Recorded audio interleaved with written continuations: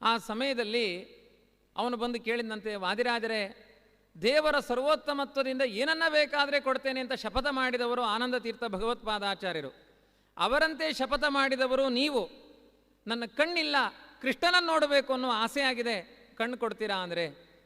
ದೊಡ್ಡ ದೊಡ್ಡ I centres ಎಲ್ಲ ಇದೆ, ಅಲ್ಲಿ ಹೋಗಿ 99 ವರ್ಷದ ಮುದುಕ ನನ್ನ ಕಣ್ಣು ಅಂಧವಾಗಿದೆ, ಕಣ್ಣು ಕೊಡಿ ಅಂದರೆ ಇರುವ ಕಣ್ಣು ತೆಗೆಯಬಹುದೇ ವಿನಃ ಲೇಸರ್ ಟ್ರೀಟ್ಮೆಂಟ್ ಕೊಟ್ಟು ಹೊಸ ಕಣ್ಣು ಬರೆಸುವ ಸಾಮರ್ಥ್ಯ ಯಾವ ವೈದ್ಯರಿಗೂ ಇಲ್ಲ.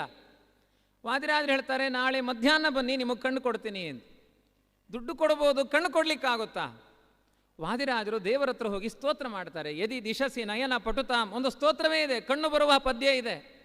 ಒಂದು ವೇಳೆ ಇವತ್ತು ಆ ಭಕ್ತನಿಗೆ ನೀನು ಕಣ್ಣು ಕೊಡಲಿಲ್ಲ ಅಂದರೆ ಮರ್ಯಾದೆ ನಂದು ಹೋಗೋದಲ್ಲ, ನಿನ್ನ ಮರ್ಯಾದೆ ಹೋಗುತ್ತೆ.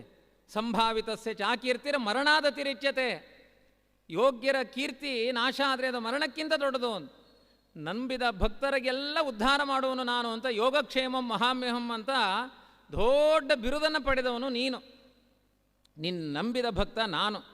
ನಿನ್ನ ಪಾದಸಾಕ್ಷಿಯಾಗಿ ಗಂಧವನ್ನಿಟ್ಟು ಆ ಬ್ರಾಹ್ಮಣನಿಗೆ ಗಂಧವನ್ನು ಕೊಟ್ಟಾಗ ಆ ಗಂಧವನ್ನು ಅವನು ಕಣ್ಣಿಗೆ ಲೇಪಿಸಿಕೊಂಡಾಗ ಕಣ್ಣು ಬರಬೇಕು. ಇಲ್ಲಾದರೆ ಮರ್ಯಾದೆ ವಾದಿರಾಜರದ್ದು ಹೋಗೋದಿಲ್ಲ, ಕೃಷ್ಣ ನಿನ್ನ ಮರ್ಯಾದೆ ಹೋಗುತ್ತೆ. ಎಂಥ ಒಂದು ವಿಶ್ವಾಸದ ಭಾವ ನೋಡಿ ವಾದಿರಾಜರಿಗೆ.